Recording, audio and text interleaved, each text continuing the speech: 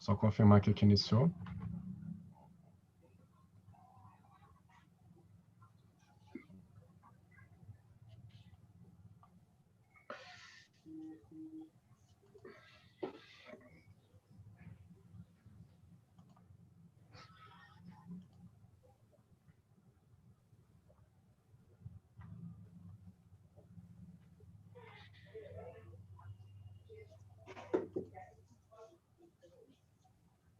Bom, então temos a mensagem que a gente está ao vivo. Boa noite a todos e todas que nos acompanham aqui hoje, nessa continuidade, nesse mais um evento que a gente faz, né, junto ao Coletivo Direito Achado na Rua, junto ao UNB e todos os parceiros, parceiras, entidades que estão nesse trabalho em conjunto em prol da democracia, em prol dos direitos humanos.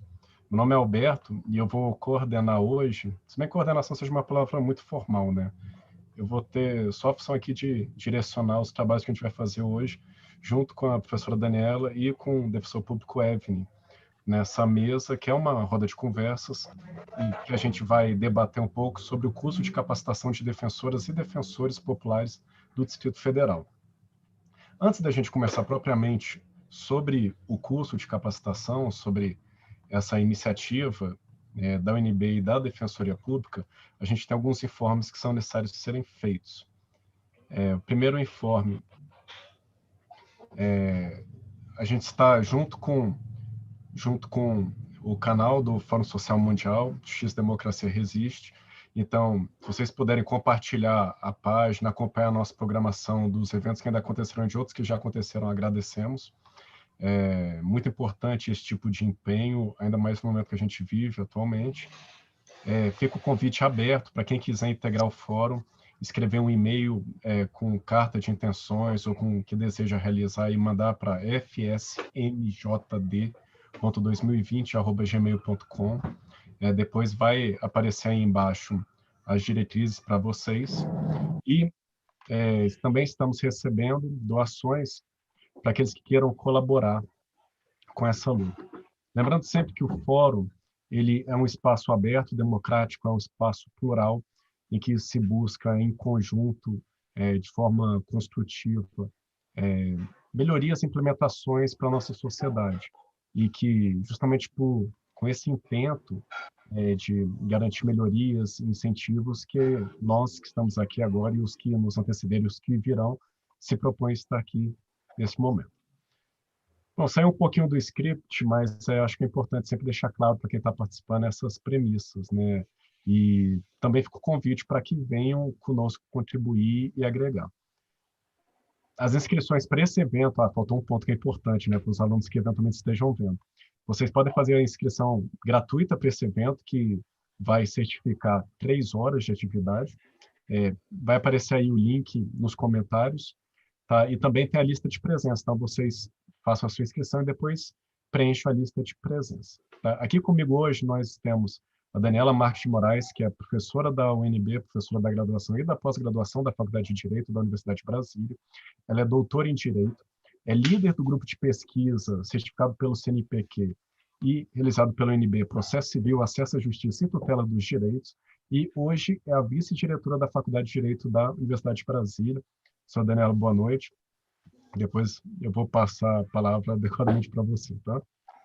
E começando os trabalhos hoje, eu passo a palavra para o Evne, que é um defensor público, colega meu da Defensoria Pública, ele é o diretor da nossa escola da Defensoria Pública, e ele é um dos idealizadores, né, um dos grandes parceiros para a consecução e para a implementação do projeto de capacitação de defensores e defensores populares do Distrito Federal.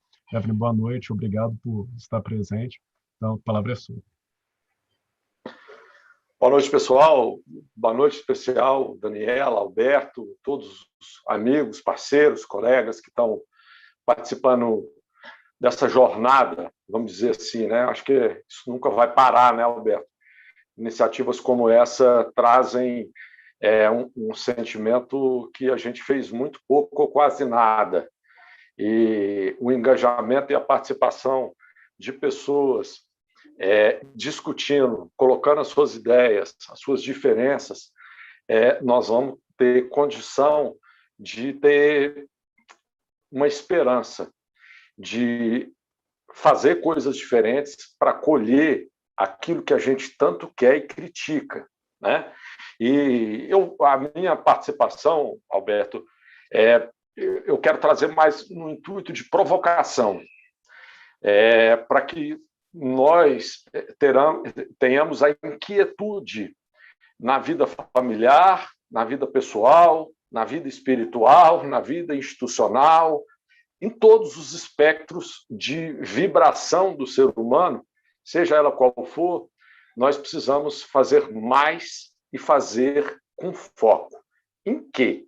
O tema de hoje, capacitação, a importância da capacitação, a importância da conexão, a importância das pontes, a importância da cooperação, a importância da transversalidade, a importância da solidariedade, da fraternidade.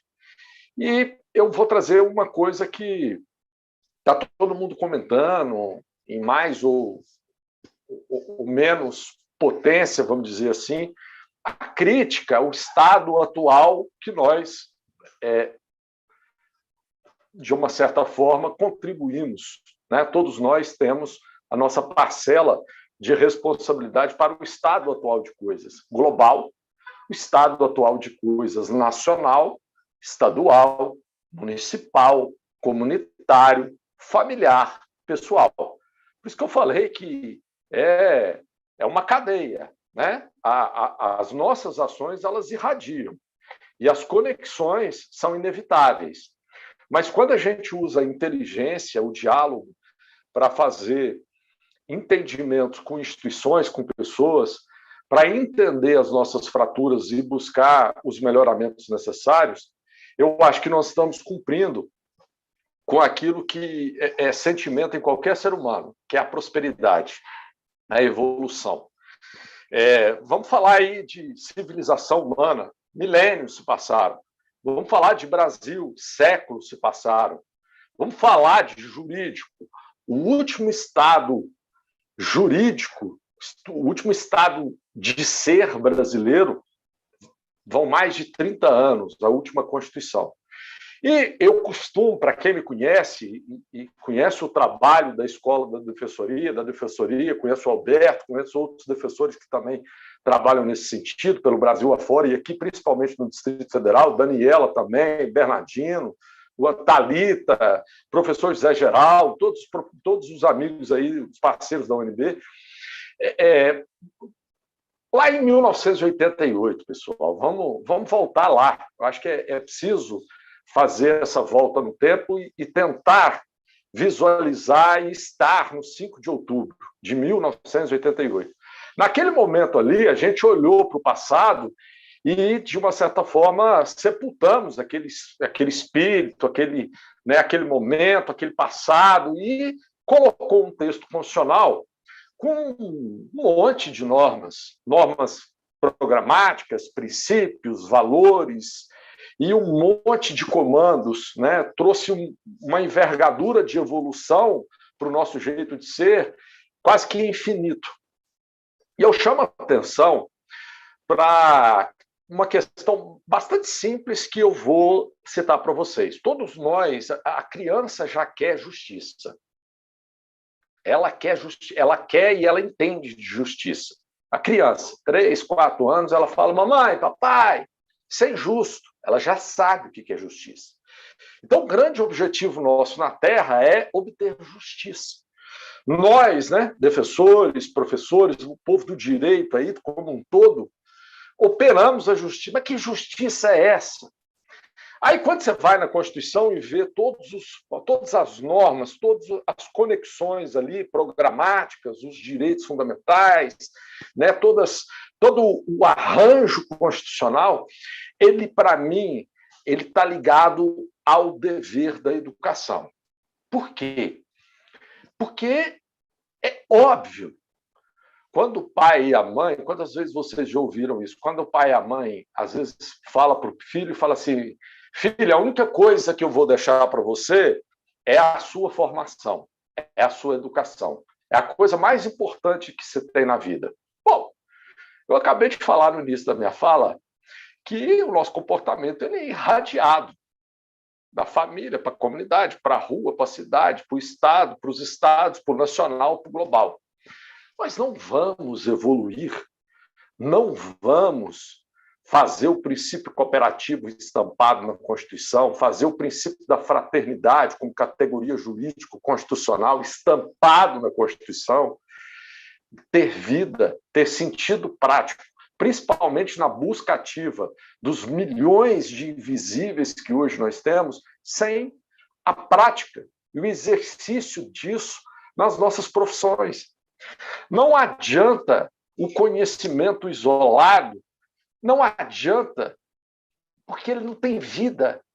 Se você não compartilhar com o propósito de trazer pessoas para participar e automaticamente pertencer a um propósito de construção, de validação, de legitimação construtiva, isso não tem sentido. Isso é um vazio em si mesmo. E aí nós temos um defeito, porque nós temos esse valor da educação, na minha opinião, de forma bastante egoística. O que eu quero dizer? Nós falamos isso dentro de casa, para os nossos próprios filhos. Mas esse dever está em letra garrafal lá na Constituição. Parece-me que as instituições, que as pessoas, que os líderes, todo mundo, vamos tirar ninguém dessa responsabilidade, não entenderam que o dever de propagar, de fazer a educação é de todos. É uma responsabilidade solidária, imprescindível para a sustentabilidade. De quê? De todas as coisas, mas principalmente das nossas relações sociais, humanas, intrínsecas ao conceito de Estado, sociedade politicamente organizada. Que organização é essa que não consegue propagar um bem da vida, como é a educação, de forma coletiva? Então, a partir do momento em que você tem muita educação, muito conhecimento, faz para casa, mas não pensa isso em outros espectros, você está faltando com o seu dever constitucional.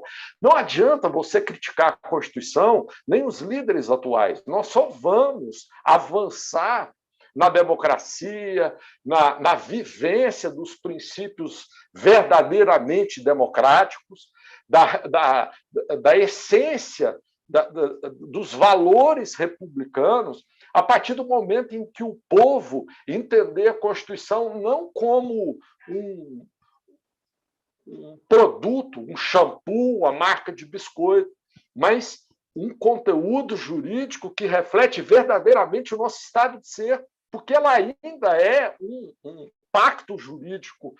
É hoje, mas muito longe de ser aplicado para todos. Então, temos um Brasil de poucos. Aí vem um monte de gente falando um monte de coisa, com um monte de saída. Mas nós temos nas nossas mãos a capacidade humana de sentir e de fazer pelo outro aquilo que a gente gostaria que fizesse por nós mesmos. Eu estou me referindo à Revolução Francesa. A fraternidade, na minha ótica, não é nada mais além do que isso.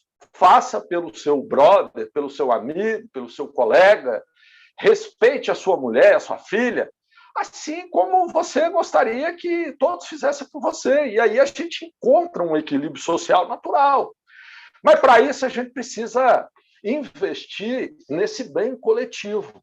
Nós não vamos mudar as nossas cicatrizes, nem vamos curá-las. Que cicatriz que eu estou me referindo, Alberto? Estou me referindo à escravidão, ao machismo, à concentração de um monte de riqueza, seja de terra, seja de capital propriamente dito, de distribuição de renda. Se nós não propagarmos toda a nossa educação possível e viável, nós vamos ficar chovendo molhado, fazendo mais do mesmo. E, olha, gente, um produtor rural, ele sabe disso. Se ele quiser colher maracujá, ele não planta abacate, ele planta maracujá. Não adianta ficar falando que ele quer colher melancia e ele planta arroz. Nós precisamos mudar o discurso, porque assim, discursar é belíssimo. As ideias, os estudos, as pesquisas são belíssimas, mas nós precisamos colocar na prática, porque o povo não grita, o povo chegou num ponto que nós estamos vendo a falência de nós mesmos, com mais de 60 milhões de pessoas desempregadas num país rico como o nosso. Aí você fala, pô, Évrio, mas o que você propõe, na verdade? Eu proponho, por exemplo, a gente parar de torrar dinheiro público com coisas que não dão resultado algum. Vou explicar. Na Justiça, a Defensoria Pública de 1988 é a instituição do sistema de justiça mais nova. Ela veio com um objetivo, assim, para mim, que sou defensor, mais complexo, mais difícil de todas. Eu trouxe lá a missão. Qual que é a sua missão? Fazer a integralização da assistência judiciária. O que é isso? Integralização. Integrar o que eu conheço é arroz, feijão, macarrão. O que é integralizar a justiça para um povo brasileiro? Não existe integralização sem uma formação adequada, sem vivenciar as conexões e as pontes. Então, quando nós, no sistema de justiça, vivenciando as coisas erradas que acontecem nos processos, que as sentenças formalizam nada, muitas das sentenças, depois de muitas petições, muitas audiências, muito gasto de dinheiro público, não serve para absolutamente nada. Ponto. Serve. Sabe por que serve, gente? Porque nós sabemos, em cada área do direito, que a sobrevivência comunitária se baseia em outras leis. Leis que são construídas à base do mínimo existencial que aquelas pessoas têm para viver. Quando, então, elas buscam uma justiça num modelo estático, a justiça está ali, toda organizada, toda parada, toda equipada, esperando as pessoas rachar a cabeça. Aí chega lá com a cabeça rachada e aí procura o defensor, doutor, eu comprei uma vaga na fila de um programa habitacional, eu caí num golpe na OLX, o meu marido falou que não ia pagar a pensão alimentícia porque ele contratou um advogado e o advogado falou para ele que, como ele ganhava salário mínimo, ele não era obrigado a pagar a pensão alimentícia. E eu podia citar aqui mais uns 200 comandos populares que não guardam ressonância na justiça que a gente conhece formal. Então, nós sabemos o que está errado. Eu chamo isso de diagnóstico negativo de judicialização. Então, para mim, todas as instituições do sistema de justiça têm o dever de fomentar na base mais legítima do Estado brasileiro. Qual base? A escola pública brasileira. Por quê? Porque lá está 95% do povo brasileiro. E lá tem um tripé fundamental. Qual? Jovens, pais e mães, professores. Sabe quem que é esse povo? 95% do povo brasileiro está lá. E aí, quando a Constituição fala que educação, dever, responsabilidade, é de todo mundo, não tem exceção. Isso é o primado básico. É a mola mestra de transformação. Todo mundo sabe que o Alberto é o que é. Por quê?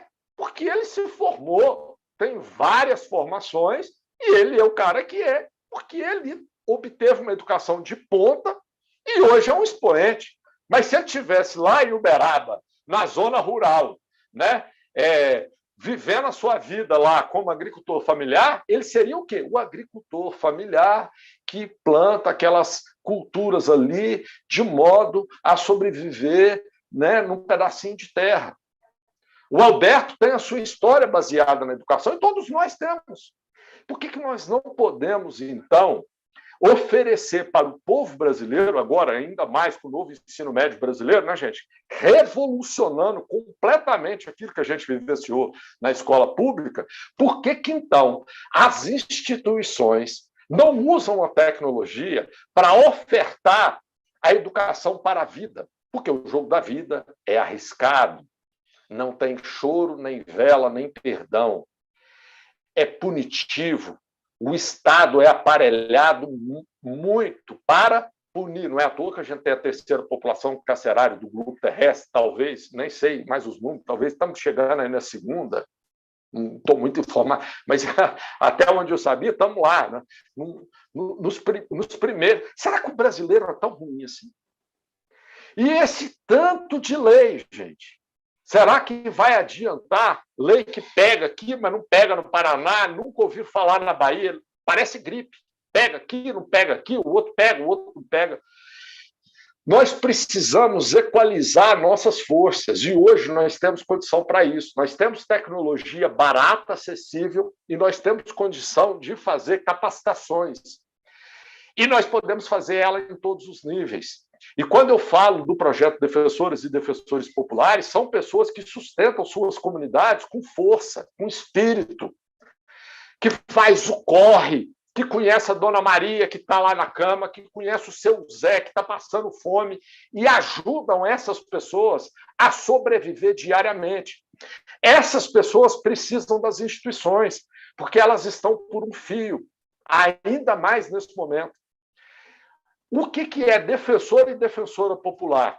É um jeito da gente entrar nas comunidades e fazer a busca ativa com celeridade, com foco e com eficiência, porque o Estado brasileiro não entra. E nós precisamos entrar. Nós precisamos concretizar tudo que a Constituição fez. Para isso, nós precisamos eliminar a burra burocracia, fazer o nosso conhecimento ser compartilhado de forma tecnológica e online, respeitar as nossas diferenças e pegar só aquilo que a gente converge, aquilo que nos une, aquilo que é unanimidade, e dar o primeiro passo para ofertar para o povo brasileiro, que é quem paga a conta. O Estado é para eles, né? O poder é do povo, né? Tudo que vocês conhecem. Nós temos que fazer isso dar certo. Porque até hoje não. Porque chega uma lei, o cara nem sabe aquilo. Doutor, mas isso não é para mim. Porque não é mesmo. Porque a realidade dele é muito longe de qualquer aplicação que almeja a mínima dignidade, porque são gerações de exclusão. E nós sabemos que o analfabetismo, que o não pertencimento, a não participação social é a verdadeira escravidão. Como diz o Bob Marley na música Redemption, ele não estava preocupado com as correntes dos navios negreiros. Ele estava preocupado com a escravidão mental. Será que nós temos escravidão? Será que nós temos racismo? Será que nós temos violência cultural enraizada? Será que nós temos corrupção? Gente, como que nós vamos combater isso se não por meio da educação com vistas a erradicar esses problemas pela raiz? Mas não existe isso acontecendo sem executar os nossos conhecimentos, colocar eles à disposição de todos os espectros sociais, seja líderes comunitários, seja alunos da rede pública de ensino, seja familiares, seja instituições não governamentais, instituições não organizadas, organizadas. As instituições precisam se abrir, a justiça precisa rever o seu conceito de inércia.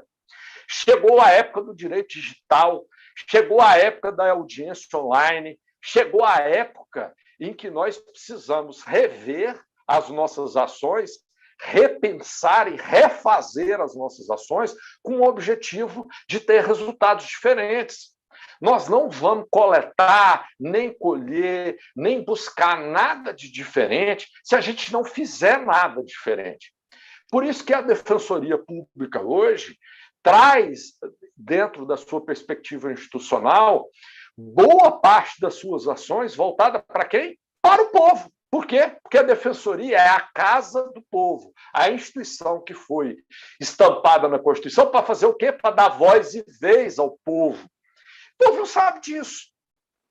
O povo ainda desconhece o espectro de atuação, que é gigante, da Defensoria, mas com toda razão. Por quê? Porque o que nós conhecemos de justiça é a forma, são os palácios, né? São as gravatas, são as capas. A justiça está no estômago de cada brasileiro.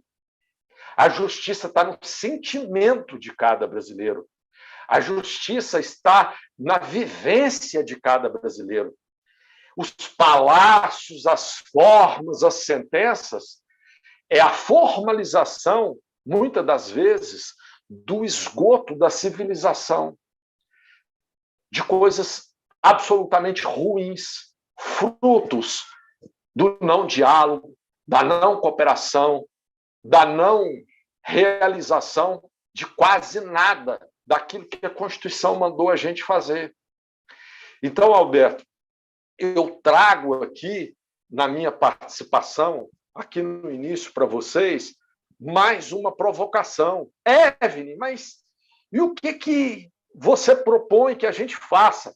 Eu proponho que a gente, ao acordar, encontre na motivação diária de continuar a viver a inquietude de fazer mais e melhor pelo outro de forma sustentável. Não é assim que se fala no meio ambiente, a equidade intergeracional, que é o direito das gerações vindouras, quando chegar aqui no planeta, respirar o oxigênio, tomar água limpa, etc.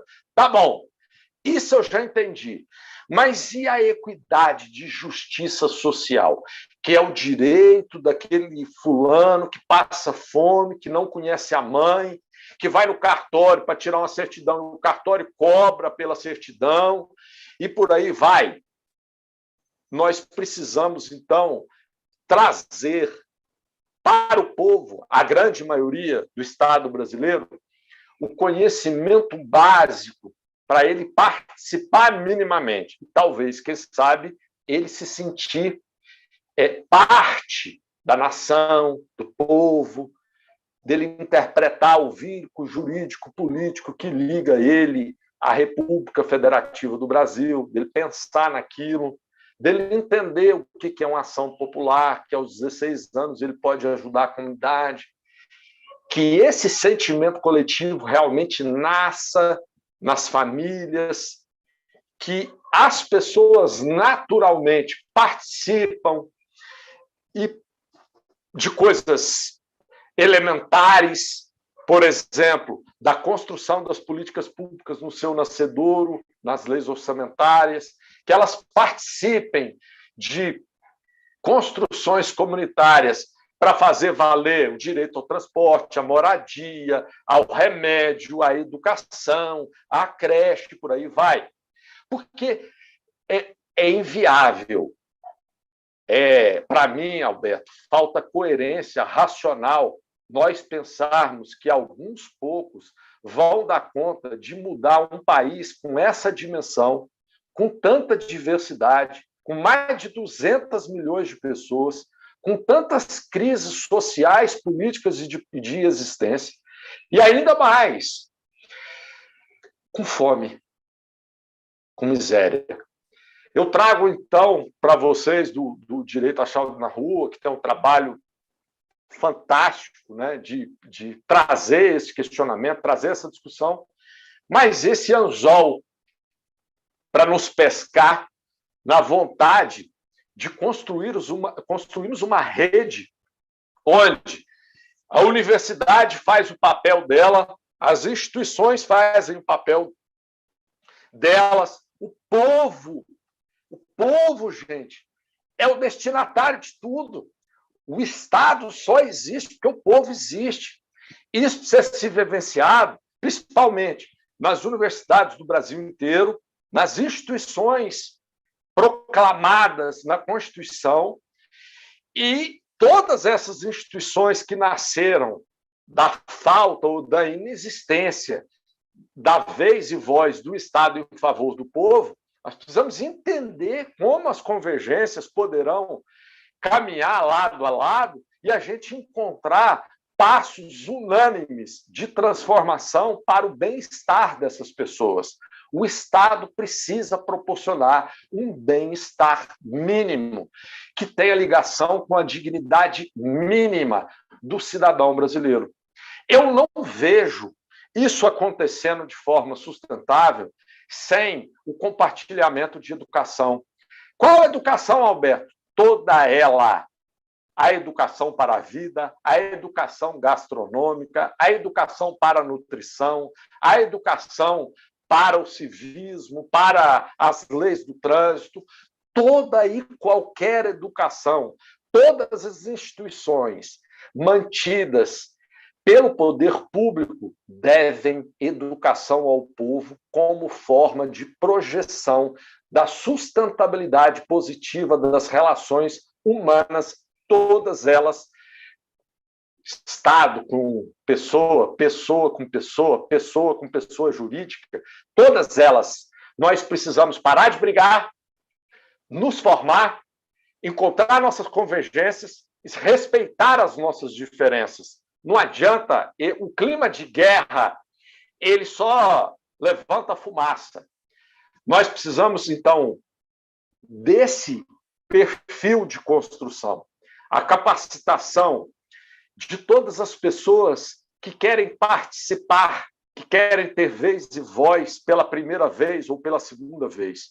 O projeto Defensoras e Defensores Populares, preconizado pelo Alberto, pela Universidade de Brasília, trouxe uma perspectiva de ação em comunhão de esforços com dezenas de líderes comunitários aqui do Distrito Federal, em todas as cidades satélites. Eu tenho a felicidade de trazer aqui uma notícia, né, Alberto? A gente falou lá, se tiver algum defensor popular aí formado no curso, eu falo, dia 19 de maio agora, nós vamos ter o programa de atendimento integrado, um monstro, uma carreta gigantesca que vai fazer busca ativa, que vai chegar nas regiões, que vai atender o povo com dignidade, que vai chegar na comunidade e a pessoa ser atendida com hora marcada. Mas, para isso, nós precisamos fazer as pontes, fazer as conexões. E todos vocês são bem-vindos nessa construção, porque nós precisamos simplesmente de todos vocês. Porque a missão é gigantesca, o desafio é maior ainda. Um beijo, Alberto, um beijo, Dani, um beijo, pessoal. Espero voltar aqui no canal de vocês. Contem com a Defensoria, contem com a escola. Alberto, continua sendo esse cara que você, né, desinquieto, quer fazer.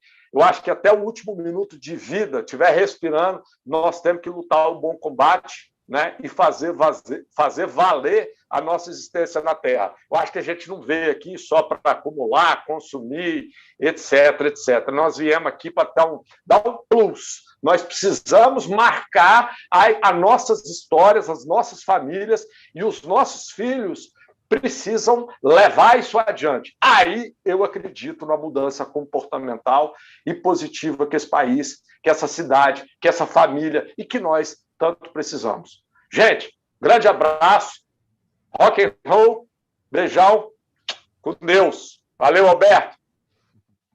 Obrigado, Evelyn. Então, vamos só dar continuidade. O Evelyn, ele avisou antes que teria um compromisso, né? Então, Evelyn, por favor, fique à vontade se precisar sair, depois quiser retornar também. É sempre legal ver essas palavras de encorajamento e de esperança, né? No fundo, eu acho que é esperança. Assim, o Evelyn é uma pessoa que ele acredita demais na defensoria. Eu lembro a primeira vez que eu conversei com ele, a gente ainda era aprovado no concurso.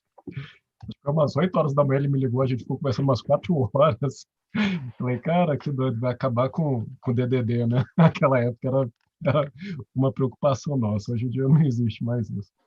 Bom, mas então, acho importante pontuar alguns trechos da fala, já conectando com a professora Daniela, esse dever de colaboração que o Evelyn traz, essa visão contra esse sentimento egoístico, e da necessidade de uma mudança de um discurso para um discurso mais prático, talvez tenha sido um dos pilares. Eu não expliquei no início, mas a ideia aqui nessa roda de conversa é que o Evelyn fala, depois falaria a Daniele, enfim, obrigado, amigo. Depois eu falo, e a gente poderia, eventualmente, abrir os questionamentos e adentrar nas questões que já estão sendo travadas aí pelos comentários que eu tenho recebido aqui. Então, podem continuar falando no chat, porque a gente está acompanhando. E para dar o enlace com a professora Daniela, uma das grandes questões que eu acho que casa bem com o direito achado na rua, e por isso eu acho que é uma parceria muito boa com a Faculdade de Direito, que ela tem toda uma percepção nova, né? A gente for pensar nas iniciativas da Faculdade de Direito, o que é a Faculdade de Direito hoje, o que é o UNB hoje, uma UNB mais plural, mais colorida, mais vívida, né? mais preocupada com várias dinâmicas sociais e que se depara com esse estado de coisas que se apresentam, e ao mesmo tempo uma defensoria pública que ela vem como um órgão um pouco estranho na Constituição, porque já existiam várias iniciativas, mas não sabia muito bem qual o papel. E a Defensoria Pública, a partir de 2014, ela assume o papel, isso constitucionalmente, né? Concretamente, várias defensorias já se posicionavam assim. Mas constitucionalmente, em 2014, é assegurado um tipo de intervenção da Defensoria em prol de grupos socialmente vulnerabilizados que marcam um novo caminho para a instituição. E nisso a gente encontra na Daniela, que recebeu a gente de braço aberto, junto com o Mamed, junto com o professor Zé Geraldo, com a professora Thalita, uma parceria fantástica e fundamental para o início desse trabalho dos defensores públicos populares, defensores e defensores populares, que a gente quer dar continuidade agora em 2021. Então, professor Daniela, por favor, fique à vontade, o tempo que você achar interessante para falar sobre nossa experiência. Alberto, muito obrigada. Evelyn já saiu, mas eu registro também meu agradecimento a ele. É sempre muito, muito bom caminhar de mãos dadas com a Defensoria Pública, e por inúmeras razões, né? Então, na verdade, quando a Thalita trouxe, né, a ideia de defensores e defensoras populares, a professora Thalita Rampin, né, trouxe a ideia de defensores e defensoras populares para dentro da Universidade de Brasília, para dentro da Faculdade de Direito, não havia outra opção senão dizer vamos trabalhar conjuntamente. E não há outra razão que não seja atrelar ao que o Evelyn falou, poder compartilhar espaços, poder compartilhar iniciativas e poder interferir e também, numa via de mão dupla, né, se colocar disponível para sofrer as interferências sociais. Esse é um compromisso da nossa profissão, né? Eu, Evelyn, Alberto, somos formados em Direito, e a formação em Direito não é apenas para intitular, né? Conferir um título de bacharel em Direito para a gente exercer cargos que sejam pomposos, que estejam atrelados a um linguajar diferente, que muita gente sequer entende, né? Eu me lembro uma vez que eu cheguei numa audiência como advogada e o juiz perguntou para a pessoa que eu estava acompanhando, para minha cliente, que era uma senhora que não tinha muito conhecimento da língua portuguesa, tinha uma alfabetização mínima, e ele perguntou para ela qual é a sua alcunha, e ela não entendia, e pedia para ele explicar, e ele ficou nervoso porque ela não queria entender o que era alcunha. E um linguajar que não é um linguajar cotidiano, não é um linguajar que a gente usa no dia a dia, né? Eu não viro para o Alberto e digo, Alberto, seu nome é o Alberto, mas qual é a sua alcunha? A gente não tem esse hábito na nossa rotina. Então, quando a gente fala em caminhadas nas parcerias, quando a gente fala em trabalhar juntos, a gente está pensando em várias perspectivas.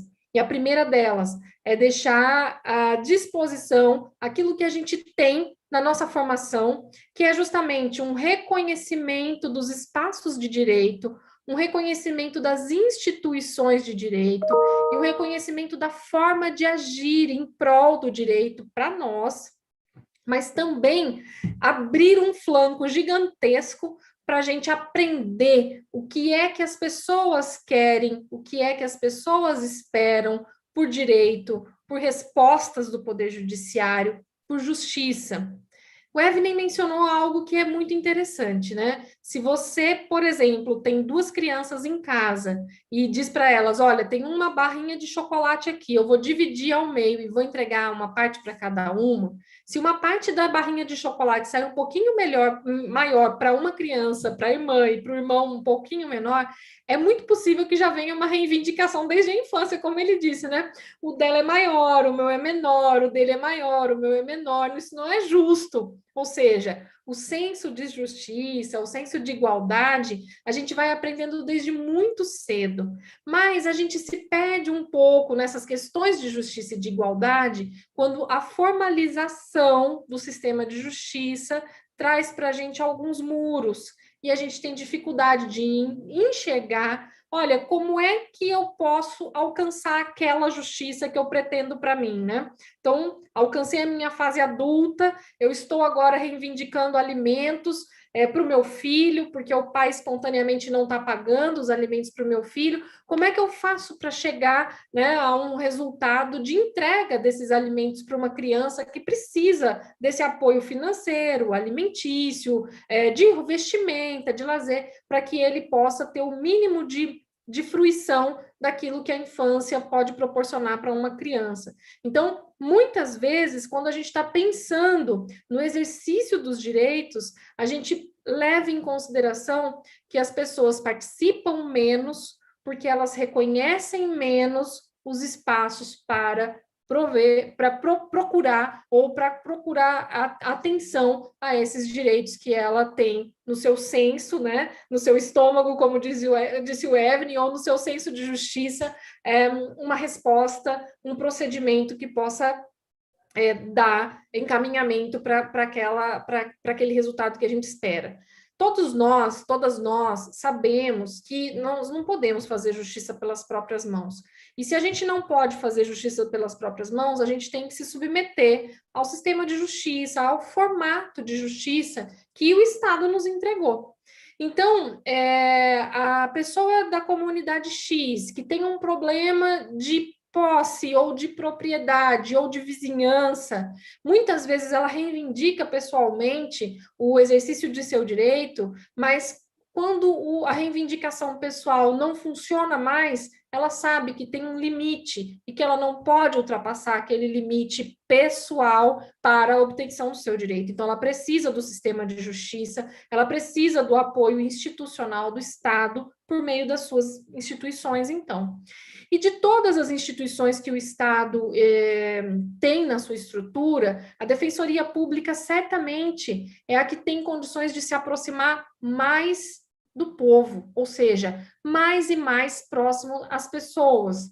O Poder Judiciário, sob a escusa de que precisa manter sua neutralidade, a sua imparcialidade, se mantém nos prédios, nos palácios de justiça e não vão para as comunidades. Os membros do Ministério Público também não têm o hábito de fazer as visitas cotidianas às comunidades, justamente porque eles atuam também em determinadas esferas que exigem dele, né, uma postura de um tanto distanciamento das comunidades e das pessoas. Há atuações que não, que poderiam e que deveriam impor uma proximidade dos membros do Ministério Público com as comunidades e com as populações de uma maneira geral, mas há outras que exigem um tanto de distanciamento, né? Principalmente na esfera criminal, quando o membro do Ministério Público atua como acusador, não é? Bom, as demais advocacias, né, a advocacia pública, a advocacia privada, ela não tem a praxe de aproximação da instituição ou do profissional com a população, com as comunidades. Então, quem faz isso da maneira mais bem posta, né, da maneira que tem melhor condição de trazer e de alcançar resultados melhores é a Defensoria Pública. Quando se pensa, por exemplo, em cursos de capacitação de defensores e de defensoras populares, entendo eu, né, e Alberto me corrija se eu estiver fazendo uma compreensão equivocada, é dizer para qualquer comunidade, olha, nós estamos aqui à disposição, a gente tem condições de, dizer para vocês como funciona, 2, traduzir para vocês uma linguagem que nem sempre é acessível. Então, eu te digo o que está querendo dizer a alcunha. Eu estou aqui para te informar isso, não é? E a gente, nessa condição, né, de estar próximos para o oferecimento da capacitação de defensores e defensoras populares, além de trazer esses instrumentos de reconhecimento do direito, a gente também se coloca disponível para entender o que é necessário para aquelas comunidades que estão ali buscando o trabalho da Defensoria Pública, o trabalho da universidade. Muitas vezes, as pessoas que visitam as faculdades de direito, como alunos, alunas, professores, professoras, vêm de realidades completamente distintas de uma comunidade, por exemplo, que esteja num local distante, num local com pouca estrutura básica de saneamento, de moradia e etc.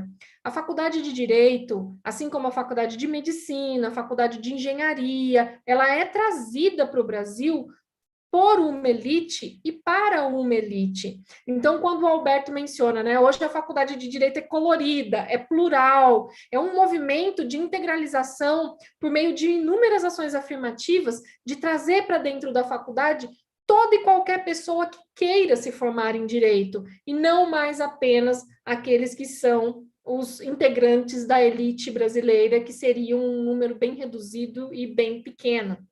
Só que nós não podemos negar que, dentre os inúmeros estudantes e as inúmeras estudantes que estão nos cursos de direito, nós temos uma grande parcela deles que ainda foram e são acostumados com uma rotina de vida que não coincide com a rotina de vida das pessoas necessitadas e que precisam compreender o direito, compreender as estruturas do sistema de justiça para poder interferir. A gente só interfere nos espaços que a gente reconhece. A gente só abre uma porta se a gente tem a chave que realmente destrava aquela porta.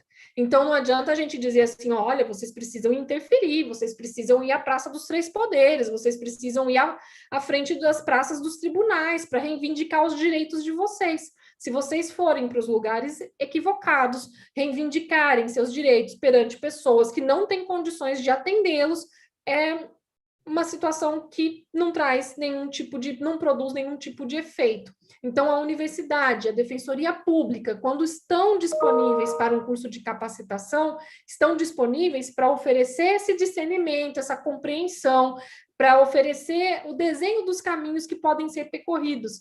Mas, por outro lado, esses cursos de capacitação, eles contribuem de uma maneira imensurável para nós também, porque a gente tem condições de passar a reconhecer o espaço que a gente está querendo alcançar, o espaço que a gente está querendo visitar.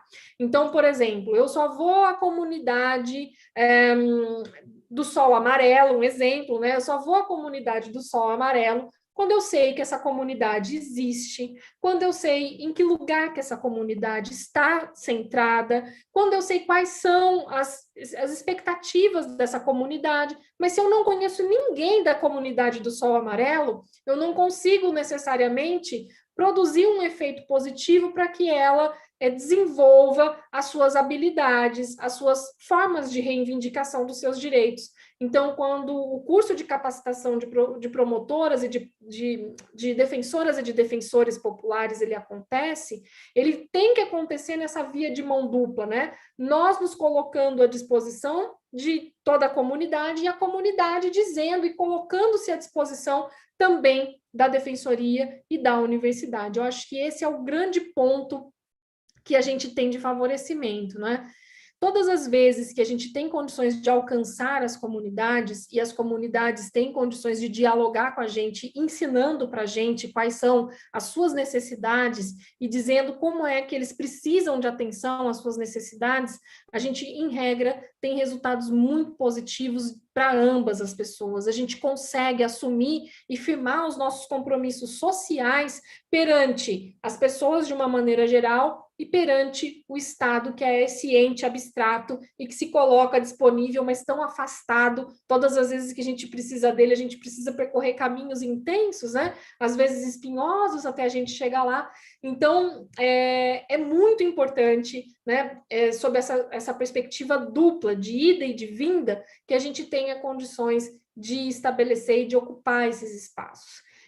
A Universidade de Brasília e a Faculdade de Direito em especial, que é o espaço em que eu trabalho e que tenho condições de trazer, né, as informações de forma mais precisa, ela sempre se coloca à disposição para essas atividades. E o ganho que nós temos, certamente, é muito maior do que aquele que a gente pensa em proporcionar inicialmente.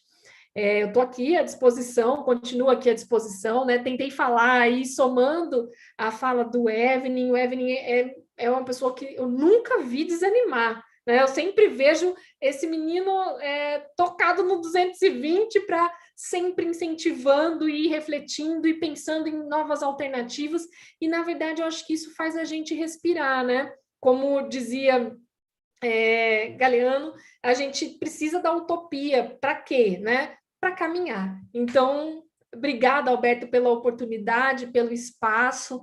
E eu estou aqui para a gente continuar no nosso diálogo, na nossa roda de conversa. Obrigada.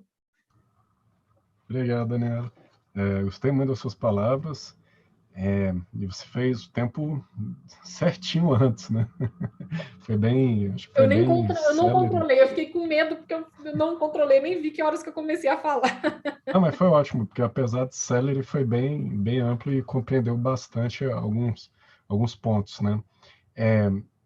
Eu vou deixar para minha fala, que aí eu falo algumas coisas que você disse, que eu acho que aí fica melhor do que ficar uma questão mais formal. A gente já tem vários pontos aqui no chat, aí no final eu trago, pode ser? Dando prosseguimento então, o que foi então o curso de capacitação de defensoras e defensores populares do Distrito Federal?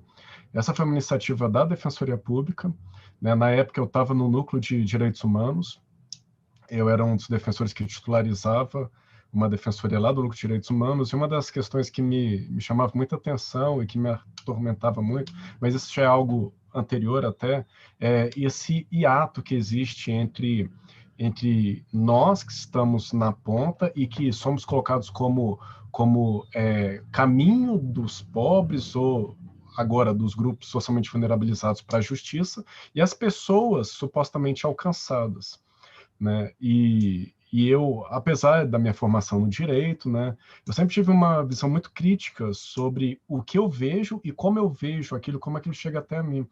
Porque, de qualquer forma, quando você se insere numa estrutura, e eu estava inserido na estrutura da defensoria, existiam inúmeros filtros que acabavam deixando mais nublada a minha visão sobre o atendimento que a gente prestava. E aí fica fácil até você ter uma visão idealizada, uma visão embevecida e tola de achar que o papel que você faz é primordial, essencial, quando na realidade você está vendo aquilo que é possível ver a partir da sua posição, né? E isso é uma coisa que sempre me chamou muita atenção. E, e nessa vivência da defensoria eu vi algumas práticas de alguns estados e casava muito com alguns pensamentos, mas não ainda muito certinho, mas alguns pensamentos que eu já tinha tido a oportunidade de ouvir do professor Zé Geraldo, da professora Anaí, que há muito tempo, né, estão nessa luta aí pelo direito que não é um direito que se encerra no judiciário, é um direito que ele não pode ter essa clausura, porque é um direito vivo, é um direito que ele vai além, é um direito que se expressa nas relações cotidianas, é um direito que sabe conviver com ilegalidades formais, né? É um direito que ele está além, e é o direito que a gente via na Defensoria Pública e muitas vezes não conseguia dar respostas adequadas, porque ultrapassava. Aquela questão, isso daí apareceu até na minha dissertação de mestrado, o casal estava na audiência da Lei Maria da Penha, ela mantinha as medidas protetivas de urgência contra o ex-marido e ambos saíam juntos para pegar o ônibus, para irem para a residência. Então, onde que esse direito ele não alcançou as pessoas, que não conseguiu ouvi-las? Né? Onde que esse direito e isso eu vi várias vezes, de juizados especiais que entregam uma sentença para uma pessoa que entrou sem advogado na justiça e fala, você não trouxe o seu direito constitutivo. Então, pela dinâmica das provas e pela carga probatória que era devida para você, você não... Era um absurdo, e você ter que explicar isso para as pessoas, olha, o juiz usou contigo uma expressão técnica, uma expressão que é típica desses iniciados, né? Desses que conversam entre si, como diria o Bourdieu, né? Conversam entre si com essa sofisticação e que excluem aquele que não está inserido nessa lógica jurídica. Então, a tentativa do curso de de capacitação de defensores e defensores populares, que foi, assim, apesar de ter tido essa ideia inicial, ele foi desenhado em conjunto com a UNB. A gente teve reuniões com a professora Thalita Rampin, com a professora Daniela Moraes, com o professor Mamed, com o professor Zé Geraldo. A gente teve reuniões com os alunos também da UNB, e agora eu vou pedir desculpa porque eu não me recordo, né, mas foram alunas e alunos nessas reuniões e depois alunas que acompanharam a gente durante os dias de implementação do curso, foram fantásticas e foram fundamentais para que esse curso tivesse tido o êxito que eu creio e ouvimos assim dos participantes, né? E o curso ele buscava algumas diretrizes. Primeiro, indo também, como já se propunha, eu não estou marcando meu tempo, então deixa eu marcar para eu não falar muito. Desculpa, eu acho que já falei uns 10 minutos. Como a gente estava também embalado nessa ideia de que o direito não se encerra em si, muito embora nós somos técnicos do direito, sabemos das questões jurídicas, né? Mas a gente não se sente tranquilo com a ideia de direito objetivo, norma agente, direito subjetivo, facultas agente. Aí fala, ok, você vai no judiciário, o judiciário não te dá o direito da vida. O que adiantou esse conhecimento? Não adiantou nada, né? Então, a ideia era tentar não visualizar o acesso à justiça como acesso ao judiciário e alcançar as pessoas que na comunidade se predisponham a fazer essa conexão. E aí está a grande sacada, eu acho, que a gente conseguiu, em conjunto, tecer. A liderança comunitária não é aquela que se predispõe politicamente como liderança, é aquela que tem a iniciativa de ser uma liderança, ainda que seja apenas nesse contato. E isso seria uma porta de acesso para esse grupo socialmente vulnerabilizado, esse grupo que está cruzado por várias questões estruturais que diminuem, que fragilizam, que submetem estruturas que muitas vezes são cruéis, né? São estruturas que impedem a pessoa até de exercer sua palavra, né? Não consegue manifestar suas intenções. E buscar, e além desse critério de renda, que é um critério que muitas vezes pauta a atuação da Defensoria Pública, ou pautava, né, com muita força. As defensorias públicas, elas durante muito tempo atuaram com base apenas, ou com base primordial, no critério de renda, né, nas causas cíveis, causas de família. Pessoas que não tinham condição de contratar advogado, que não tinham condição de arcar com aquele processo por meios próprios, né, aí procurava a Defensoria Pública.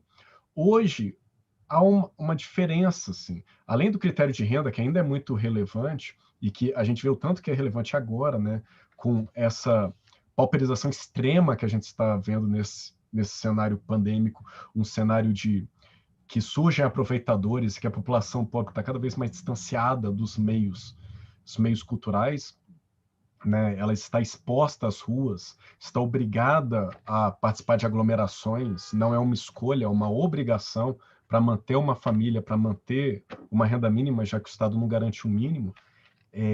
Essas pessoas, elas ainda são fragilizadas de outra ponta. E a renda só, apesar de ser muito importante historicamente, ela dizia pouco. Então, quando a gente buscou essa questão de ir atrás das comunidades, ir atrás desses líderes comunitários, uma das ideias que foi por trás primeiro, precisamos de um braço na universidade, e a UNB foi esse braço.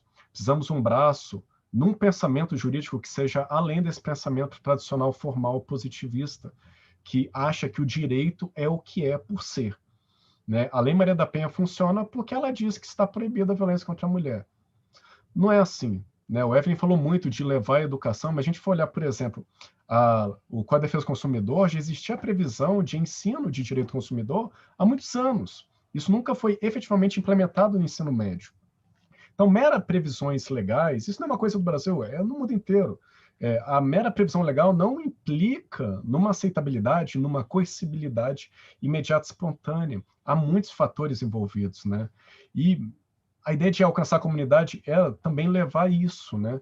Se a gente for olhar na criminologia, o Sutherland vai falar que, pela associação diferencial, aqueles contatos mais frequentes são contatos que você leva para a vida e que podem te guiar para uma carreira criminosa, para um determinado lado, em qualquer extrato social que você esteja. Então, por que não nos associarmos, então, com essas pessoas e tentarmos alcançá-las e levar conhecimentos básicos? Então, no curso, além das aulas terem sido ministradas em conjunto com a UNB, a professora Daniela teve a oportunidade de ministrar lá com a gente num dos dias, o professor Zé Geraldo, a professora Thalita, na defensoria tivemos ainda o Rodrigo Duzinski, que também estava no Núcleo de Direitos Humanos, o Evelyn, me perdoe se eu esqueci o nome de alguém, eu acho que não.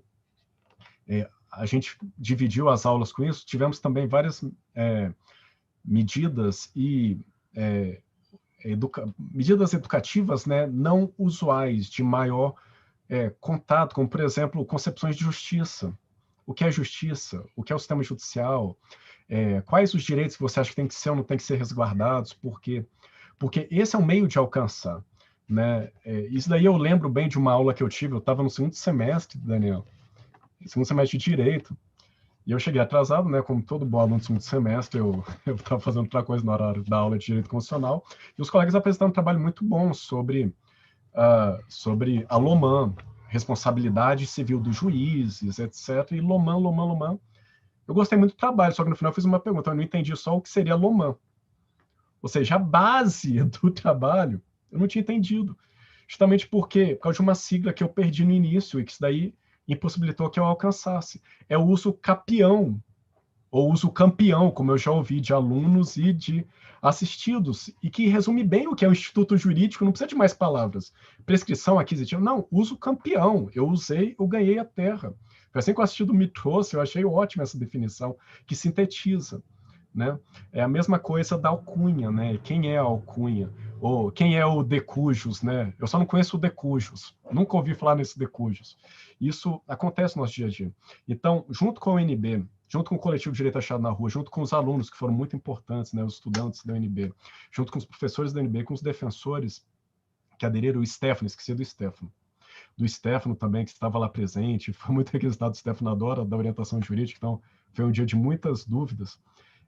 A gente ministrou, então, a partir de alguns eixos. Primeiro, foi elaborada uma apostila. Essa apostila, ela se utilizou essencialmente de textos que já foram publicados na coleção Direito Achado na Rua. Então, a apostila ela inicia com um texto clássico do Lira, que é Por que Estudar Direito Hoje?, que é um texto fantástico, né? E depois vão sendo apresentados textos da coleção Direito Achado na Rua, porque é uma coleção que se volta também para uma educação em direito e tenta fugir um pouco de uma linguagem rebuscada. Por isso que eu achei que esses textos são tão relevantes. Então, a gente trouxe vários textos tentando abordar alguns eixos temáticos, como direito ao nascimento, direito a ter direitos, né, que diria a Hannah Arendt, direito de cidadania, direito de pós-propriedade, direito à morte, direito a uma vida digna, direitos pessoais em face de direitos coletivos, direito à saúde, direito de não ser violentado pelo Estado, que é contra torturas e outros tipos de ação indevida estatais do terrorismo de Estado, né? Direitos para proteger as mulheres em situação de violência doméstica, direito à não discriminação racial, não discriminação por escolha, por orientação sexual, né? Então, são várias temáticas que foram abordadas na apostila para introduzir as pessoas, né, que estavam participando daquele curso e que vieram de várias partes do Distrito Federal. Então, essa apostila está disponível, né? São esses textos, né? No final tem uma entrevista do professor Zé Geraldo, que é muito interessante, e esses textos, em conjunto, eles apresentavam introdução aos temas que foram desenvolvidos nas aulas. Nesse primeiro módulo, foram 4 aulas, que foram ministradas no dia 10 de outubro de 2019, e as outras nas semanas seguintes, né? Foram quintas-feiras. A primeira aula teve um enfoque em introdução crítica ao direito. A segunda aula, uma introdução crítica aos direitos de posse e propriedade. Né? Terceira aula, introdução crítica aos direitos humanos e ao sistema judicial. E a última aula, introdução crítica aos direitos de idosos, deficientes e outras populações vulnerabilizadas. E foi muito interessante, por exemplo, na aula de introdução crítica ao sistema judicial, que foi o pedaço da aula que eu participei, né, que eu interagi mais, né, porque eu tomei as redes assim, eu conversei efetivamente com eles, a gente apresentar aquele quadro que eu acho que todo aluno de processo, direito constitucional, né, introdução ao direito constitucional, que adora, que é quando você coloca no quadro assim, Supremo Tribunal Federal, Superior Tribunal de Justiça, TSE, TST, papapá, aí você vai dividindo, tal. Aí você fala, ei, gente, se vocês precisarem de alguma coisa, vocês vão aonde? Aí a pessoa levantava a mão, Conselho Tutelar, PROCON, que não é nada daquilo, né? E é interessante ver como as pessoas, elas começavam a visualizar e falar, ó, esse daqui é um mundo muito complexo, mas é um mundo que está disponibilizado para vocês, só que é um mundo que é difícil alcançar demais. A gente estuda, a gente faz faculdade, faz especialização, faz mestrado, faz doutorado, eu chego lá na frente, não sei muito bem, porque é muito complexo, né? E complexifica cada vez mais. E foi legal ver como as pessoas já situavam algumas demandas, falaram, minha questão possessória, então talvez eu possa procurar a Defensoria Pública da União, porque é uma terra que não era do DF. Né? Essa minha questão de família, então eu posso ir para tal fórum que eu vou ter acesso ao juiz de direito. Então isso foi muito interessante, né? Vendo as pessoas começarem a montar uma rede, e o objetivo final, talvez, o objetivo primeiro, seja esse, né? Montar uma rede de contato que a gente possa, a partir dessas interações, ir além. Né? Não apostar apenas na via judicial, muito embora a via judicial seja relevantíssima, porque ela tem essa legitimidade estatal imposta, ela tem a coercibilidade, mas para além, para que eles sejam vozes dentro da comunidade e que para que muitas demandas não precisem chegar até a Defensoria Pública ou o Judiciário, possam ser resolvidas, né? E resolvidas com uma melhor, vamos dizer, uma melhor qualidade, que é a qualidade daqueles que estão envolvidos nos litígios. Né? Não precisar de um mediador, conciliador, um terceiro, não, as próprias pessoas que estão envolvidas naquelas particularidades. Né? Por que isso é tão relevante? Aí eu vou relembrar última lembrança minha, prometo, da época que eu era estagiário ainda do NPJ lá da minha faculdade. Era a desembargadora, hoje ela é desembargadora, né, Sandra de Santos, mas ela era juíza do Tribunal do Júri de Brasília. E eu fui acompanhar essa audiência. Era um homicídio ali na Estrutural. A Estrutural é uma região aqui de Brasília que ela é marcada, né, por uma desigualdade econômica muito grande. Em 2003 ou 2004, que é quando eu vi isso, eu vi essa audiência, então eu imagino que era muito pior do que é hoje. Muito pior. E o caso, em resumo, um rapaz teria discutido com outro rapaz ali na comunidade, teriam se agredido, e à noite um desses foi na barraca dele e rasgou a barraca dele com uma faca. Então passou uma faca na barraca, o outro se sentiu extremamente ofendido, foi lá e matou esse rapaz. Durante a oitiva do réu, o réu falou o seguinte, aquilo ali era o único bem que eu tinha, e ali estavam todas as minhas coisas. Na hora que ele fez isso, eu fui lá e furei ele. E eu ouvi do promotor, que absurdo, como é que você faz isso por tão pouco? Uma vida não vale nada?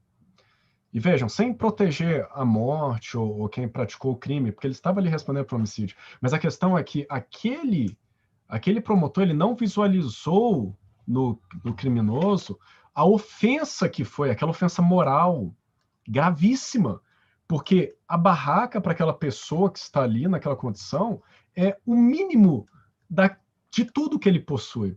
E aquilo, rasgar a barraca, é de uma ofensa gritante, que o promotor de justiça, na hora que olha, aquele promotor, não vou falar né, porque temos ótimos promotores e promotoras, aquele promotor, na hora que ele olhou, ele falou, que é isso, R$50, lona? Mas ele não conseguiu compreender a ofensa que foi para a pessoa naquela situação.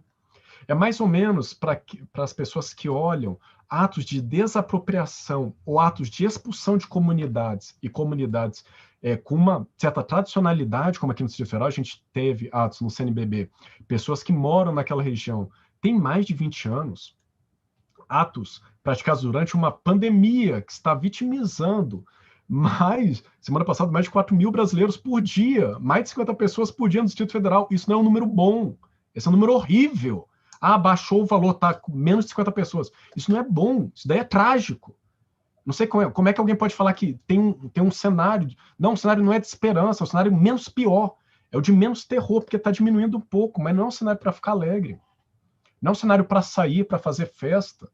E ver essas ações durante a pandemia e que não consegue visualizar naquelas pessoas que estão em situação de rua, ou que estão naquela comunidade, sendo afetadas no que tem de mais essencial. veja, se você não consegue visualizar isso, é muito complicado você entender as dificuldades e as particularidades que marcam um Brasil extremamente desigual. Um Brasil que ele flerta com a pobreza extrema e que vai alcançando a classe média, porque a classe média ela se torna cada vez mais pobre, ela cada vez mais está sugada pela desvalorização do dinheiro, pelo aumento de combustíveis, pelo aumento do valor dos alimentos, e prestigia esses novos donos do mundo, como diria a Rita Segato, essa donificação, né, que a gente tem desses bilionários. Um número que a gente não tem concepção do que é 1 bilhão, mas temos 6 novos bilionários, enquanto a grande parte das pessoas que estavam classe D, C, e agora vai alcançando a classe média com força, estão em situação de dificuldade financeira, né? E isso é muito trágico, muito trágico. E é trágico demais a gente ver essas operações nesse exato momento, sabe? Não dá nem para esperar. A sanha é tamanha que não dá para aguardar um pouco. Uma situação que já perdura por mais de 15 anos, cerca de 20 anos. Não dá para aguardar um ano para que pelo menos as pessoas estejam vacinadas, para que elas possam utilizar de outros meios para levar suas famílias. Crianças moram ali, né? Então, acabei fugindo um pouco do tema, mas é porque realmente essas questões, quando tocam questões da comunidade, apenas quando você consegue conviver com a pessoa e que você consegue se projetar nela, você vai ter alguma sensibilidade. E não tem como. O mundo do direito, ele afasta isso. Essa ideia de servidores que trabalham do gabinete marca um direito que não tem cheiro. E um direito que não tem cheiro é um direito que não vive. É um direito que sobrevive. É um direito que ele olha para as situações e ele pega o código e fala, vou julgar sem análise do mérito. E sem uma maior preocupação, sem uma maior discussão interna sobre quais rumos aquilo daria, né?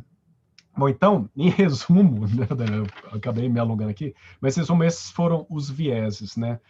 Um acesso à justiça para além do acesso ao judiciário, um acesso à justiça por uma defensoria pública que ela consiga fugir da institucionalização, porque esse é um tema que me preocupa sensivelmente, e é uma das discussões que eu elaboro agora durante o doutorado, eu não sei se vai ter resposta, se vai ter caminho, se é possível, a partir do sistema, ir contra o sistema ou ir além do sistema.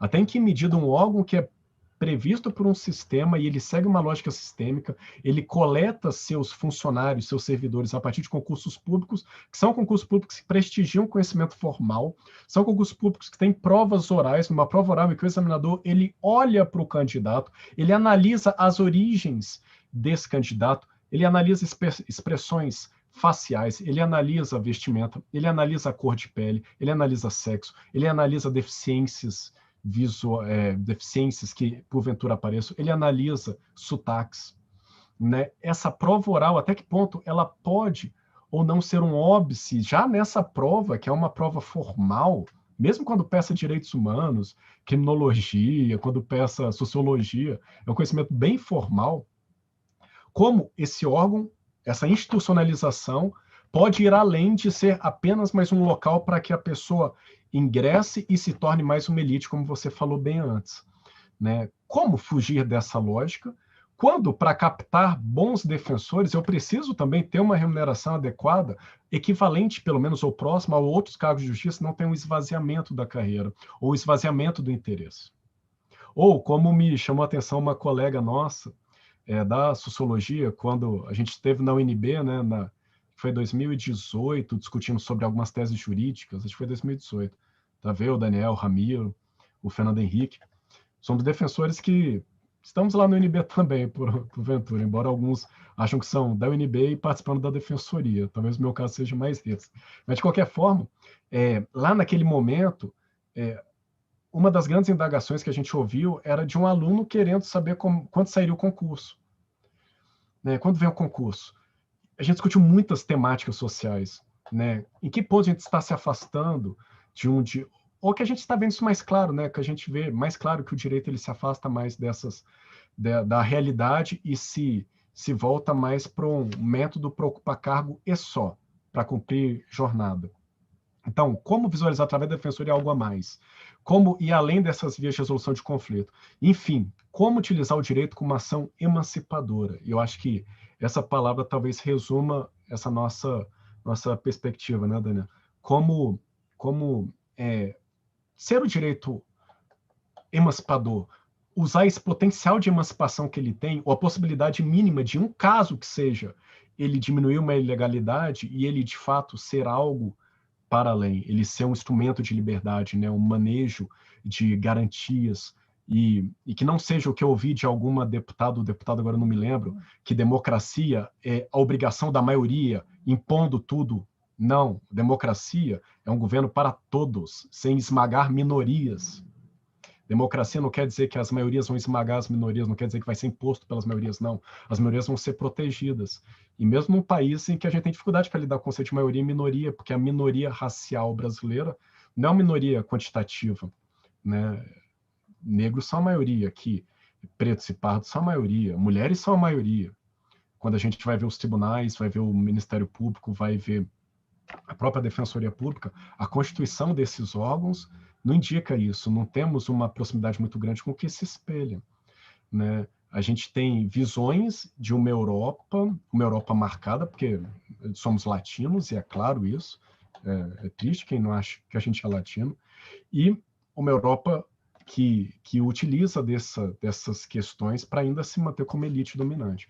Então, é possível ser emancipador? Eu acho, a Daniela deve concordar, a gente acha que é possível, né? É difícil? Não sei, a gente está aí, né? Quando tiver fôlego, vamos tentar. Então, acho que é isso, Daniela. Resumindo assim a minha participação, acho que agora, se você quiser, eu posso ler aqui os comentários, os comentários feitos, aí você pode ir participando. Eu só queria responder nessa parte final. É difícil, é difícil. Sim. Mas se a gente não se dispuser, a gente nunca vai ter o caminho aberto. Então, a gente tem que ter quem abra os caminhos e quem enfrente as dificuldades. Então, somos nós, né? Nós todos que nos colocarmos à disposição. Mas eu fecho com a sua fala todinha, Alberto. Obrigada pela sua fala. Eu que agradeço. Se você Mas puder ler para mim, eu agradeço, porque eu estou sem um acesso ao YouTube aqui. Tá, não, eu leio. Eu vou ler todos, então. A gente já está encaminhando para a conclusão, tá, gente? Se tiverem mais alguma questão e quiserem mandar, não se esqueça de fazer a inscrição, que está esperando aí as horas complementares, tá? Faça inscrição no evento E. Assine a lista de presença, senão não vai contar. Então, isso daí é importante para vocês. Então, boa noite para a Gabi Silva, para a Luciana, para o Reinaldo Pereira, boa noite. Para a Franciana de Fátima Cardoso, para a Sabrina Cassol, para a Paula Regina, que fala excelente iniciativa. A Franciana de Fátima Cardoso. Se você quiser, pode me interromper, tá, Daniel? Por favor. Eu estou falando aqui, mas pode falar. Tá? Estou de microfone aberto, inclusive, pode deixar. Tá ótimo. Ótimo. A Franciana, ela fala o seguinte: em 2020, formamos nossa primeira turma de defensores populares no Tocantins. Os frutos estão sendo colhidos. Parabéns, viu, Franciana?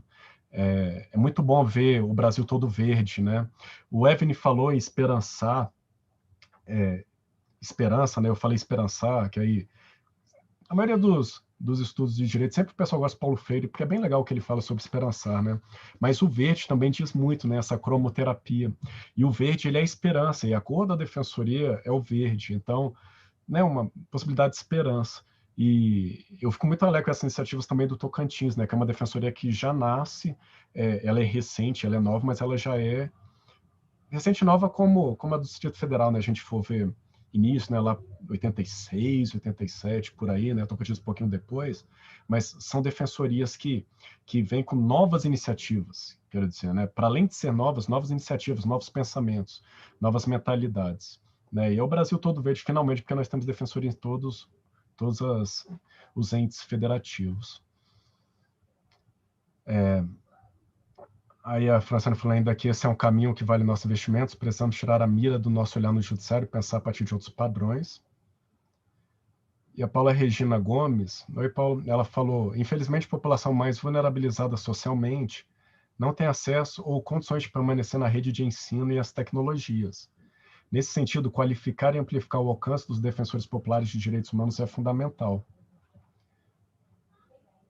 Juliana Braga está dando parabéns pelo incrível trabalho da EAJU, da Escola de Defensoria do Direito Achado na Rua, como nova defensora da casa, gostaria que relatasse como foi a experiência da turma de formação dos defensores populares. Você quer falar um pouco, então, Daniela, que eu já falei bastante, eu acho.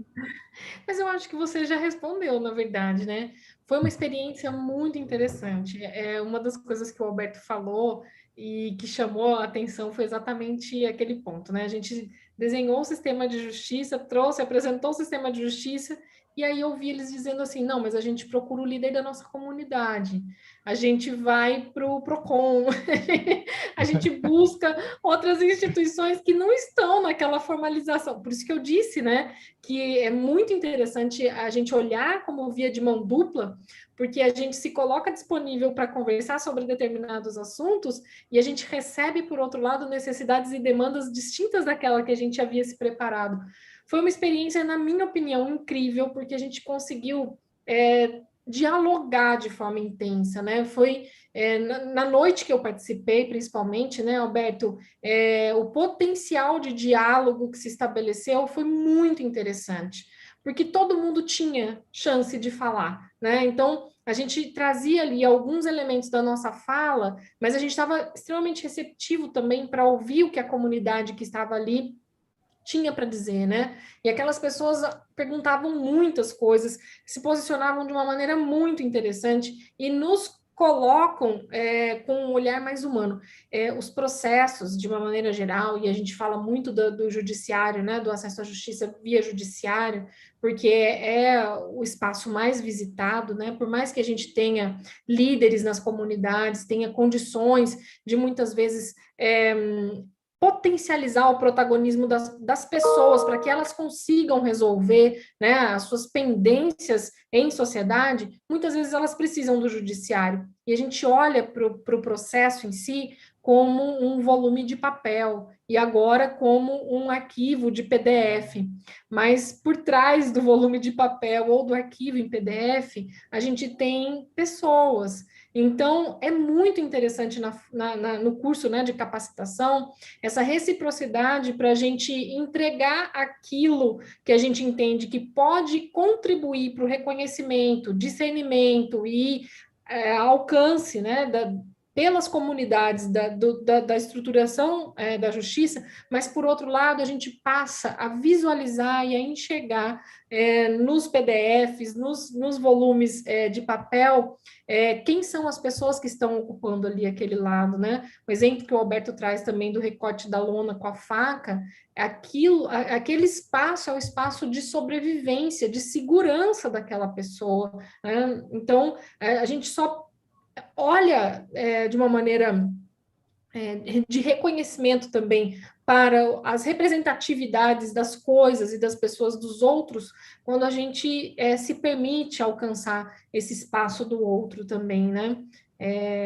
A minha tese de doutorado foi justamente a possibilidade de ouvir o outro para se garantir a democratização da justiça. E a gente não tem esse hábito. E muitas vezes, nós, quando a gente se coloca, né, à disposição, por exemplo, para um curso de capacitação, é muito possível que a gente vá com um intuito inicial arrogante de ensinar. E, na verdade, a gente acaba sendo ensinado, a gente acaba absorvendo muito mais elementos do que a gente pode oferecer. Então, o curso foi fantástico nesse sentido, porque a gente abriu para os diálogos, para as participações em grupos menores, voltamos para o grupo maior, e ao voltar para o grupo maior, os reconhecimentos de espaços, das figuras que representavam o poder, por exemplo, a delegada da Delegacia de Defesa dos Direitos das Mulheres é uma figura representativa de poder para determinadas mulheres, mais do que a figura de um magistrado, de uma magistrada, porque ela tem a potencialidade de ouvir, de escutar e de algumas vezes resolver, né, a pendência da violência doméstica que é possível de ser suportada por algumas pessoas e acaba acontecendo, né, em muitas famílias, né?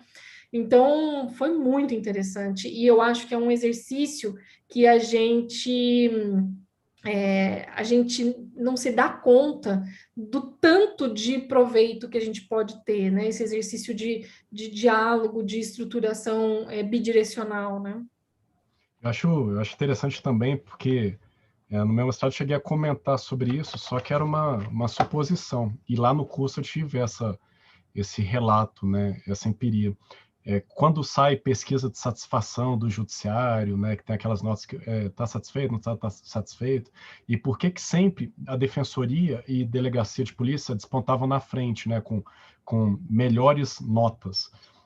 E muita gente fala, a gente está melhor, então está ótimo, a gente atende melhor. Eu falo, não, gente, possivelmente é porque a gente ouve a pessoa. E cada vez isso parece mais para mim. Por que a delegacia aparece junto com a defensoria? Porque a gente ouve elas. Porque elas conseguem, na delegacia, elas conseguem conversar com o delegado. O delegado não é uma figura tão distante como um juiz, um promotor. E a defensoria é a mesma coisa.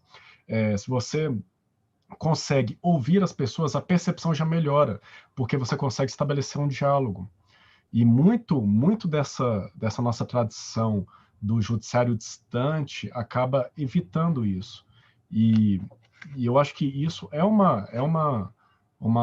o Evne falou, e eu acho difícil na nossa estruturação hoje do judiciário, como ele se apresenta, ir além disso.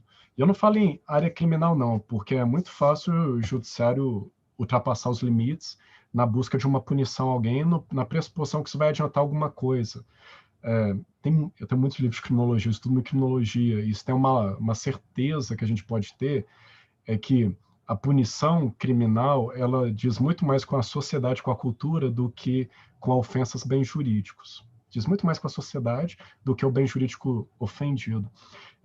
Então, essa proximidade com a comunidade mostra que há caminhos outros, né? Uma justiça itinerante, ela tem um impacto social enorme, mas também tem um impacto social enorme um juiz que senta numa audiência e conversa com as pessoas.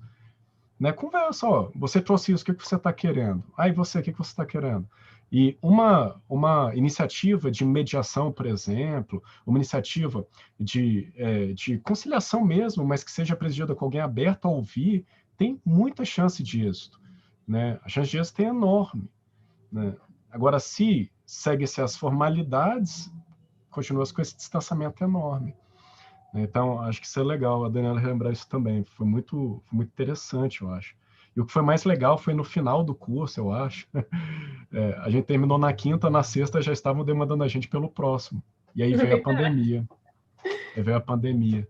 E em 2020 eu fiquei muito sentido de não poder fazer nada, mas eu estava muito preocupado com o modelo de curso que a gente poderia ofertar para as populações carentes. Eu estava até conversando com a Evelyn, a gente está vendo a possibilidade, né, de um modelo, e isso a gente vai, se for que a gente se reúne depois, coloca isso mais amarradinho, mas que seja um modelo que possibilite alguns encontros, e tem que ser por meios virtuais. Eu não vejo hoje como a gente fazer encontros presenciais ainda.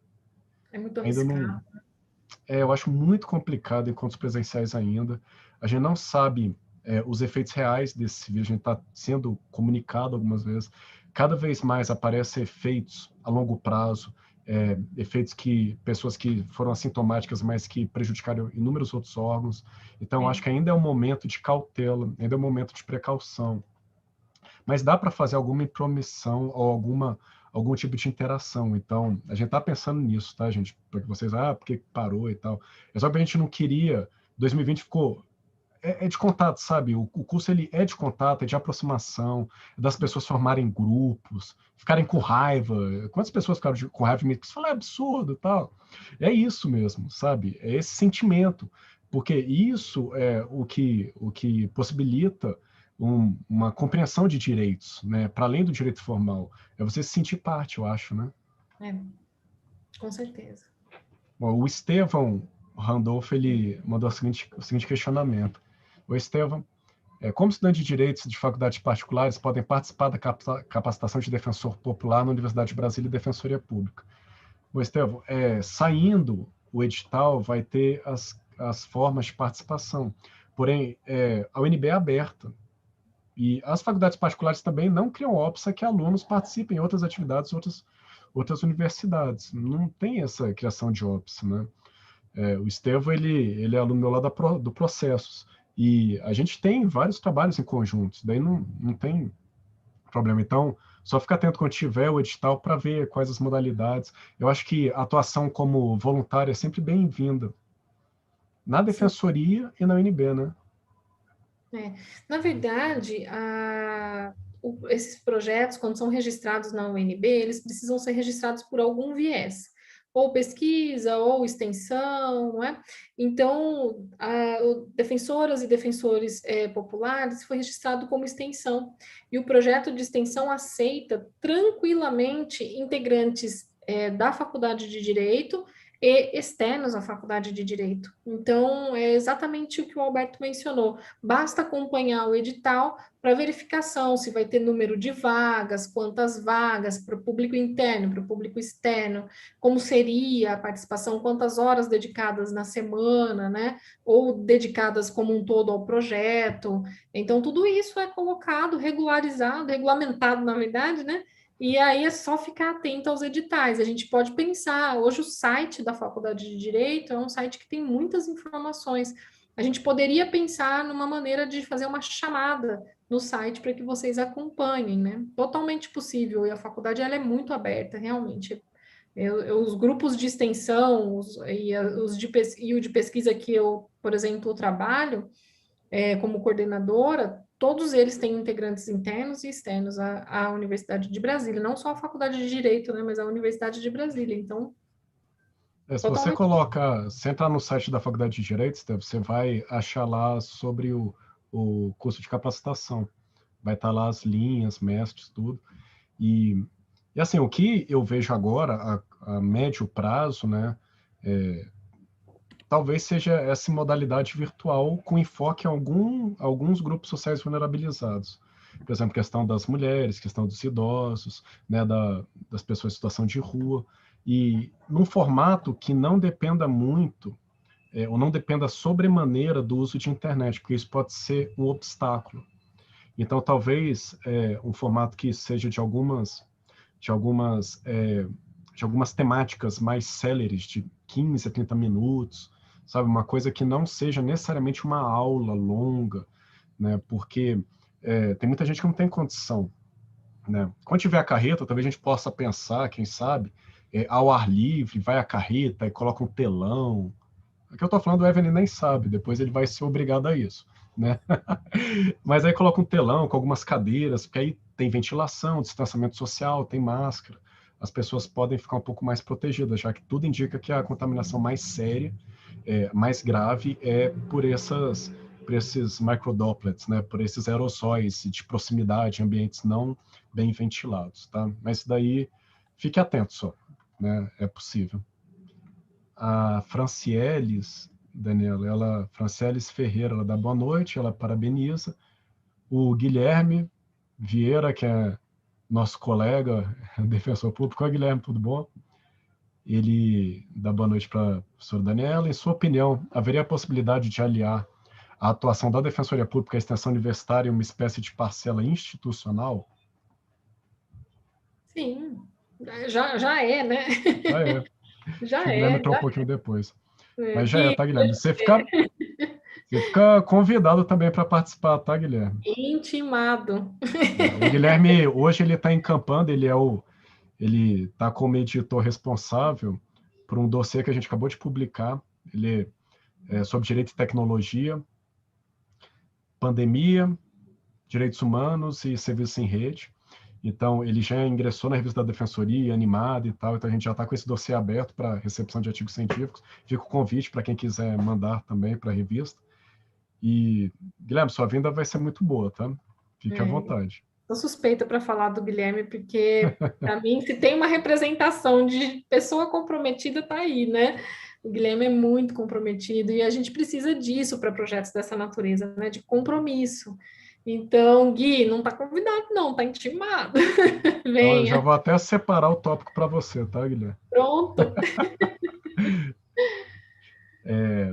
E aí a Franciana está sentando aqui que o projeto vai na contramão da colonização das instituições, por isso tão rico, tão relevante.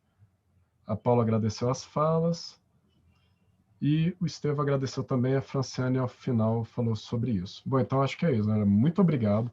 Se você quiser fazer alguma palavra final, dar um comentário também, falar qualquer coisa, fica à vontade, tá? Só agradecer, gente. Assim, agradeço muito, né, a Defensoria. Eu faço isso na pessoa do Alberto, porque foi a primeira pessoa com quem eu falei sobre defensoras e defensores populares. E aí já fica a extensão do agradecimento à professora Thalita e ao professor Zé Geraldo, que encampam, né, de uma maneira assim muito acolhedora projetos dessa natureza na Faculdade de Direito.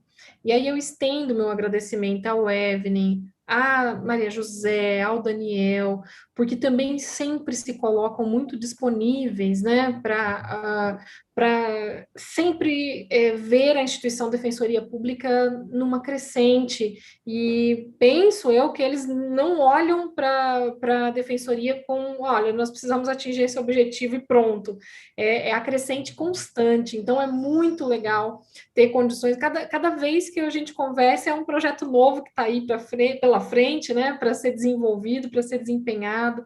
Então, meu agradecimento é enorme, é sem tamanho, e no que a gente puder, né, contribuir e participar junto com vocês, é o compartilhar, né, que eu acho que é super importante na vida da gente, em qualquer espaço. Se eu tiver um espaço pitiquinho, se eu puder compartilhar e contribuir, a gente tem que fazer nesse espaço pequenininho, né? E se a gente tiver o mundo, que a gente possa sair de mão dadas pelo mundo aí. Então, muito obrigada, né, pelo acolhimento aqui nesse espaço, pela possibilidade de participar junto com vocês.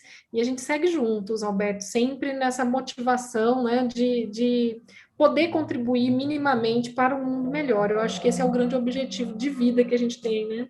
Obrigada. Muito obrigado, né? Eu agradeço demais pela participação hoje, pela parceria.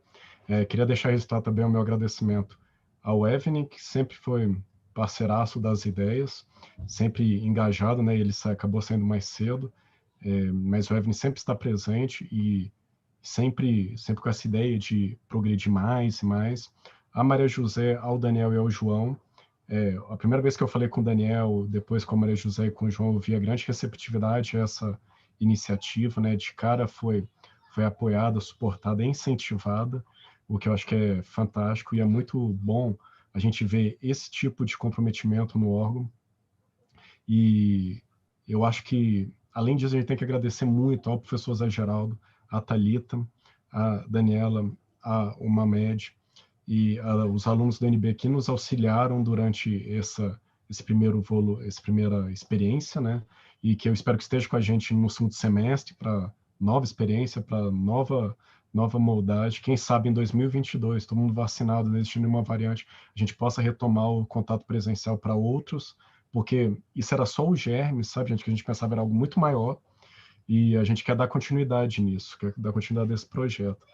E, enfim, é isso, tá? Eu agradeço, e agradecer também, lógico, a todas as pessoas que participaram do primeiro módulo, a essas lideranças comunitárias que nos agraciaram com a presença em dias difíceis, que saíam tarde, muitas vezes sem ônibus, tinham que fazer alguns acordos para chegar em casa, e agradecer mesmo, porque sem isso não seria possível, tá? E a gente está pensando em vocês, a gente sente muito de não estar mais próximo, né? É muito ruim a defensoria hoje, a gente ser obrigado a não prestar um atendimento presencial como prestava, mas é necessário nesse momento, sabe?